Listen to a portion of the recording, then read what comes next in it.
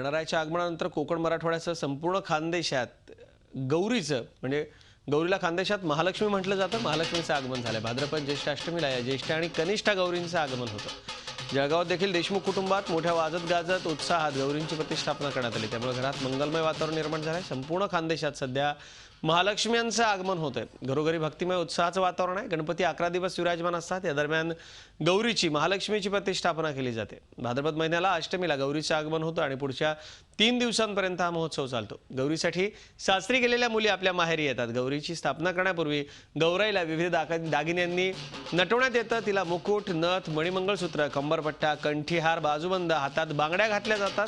वेगवेगळ्या दागिन्यांनी तिला सजवलं जातं. गौरीच्या भोवती आकर्षक रोषणाई केली जाते. तिला विविध वस्तूंचा नैवेद्य दाखवला जातो. तसंच पुरणपोळी करून तिचा पाहुणचार केला जातो. झी 24 तास रहा एक पाऊल पुढे.